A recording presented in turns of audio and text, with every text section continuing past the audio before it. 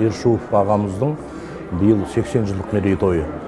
Сол осы өзінің туған өлкесінде үлкен кең көлемде аталып өтіп жатыр. Аманқос ағамыз өмір бақи осы сол өз ауылынан шықпай, сол жерде ұстаздық етіп, мектепте сабақ беріп, мектеп-интернаттың директоры болып қызмет атқарған, бірақ өлеңге қазақ поэзиясына 19 жасында келген екен. Жыр жаздаған мұнайыңның сақтаған сармайдай сағасы бол.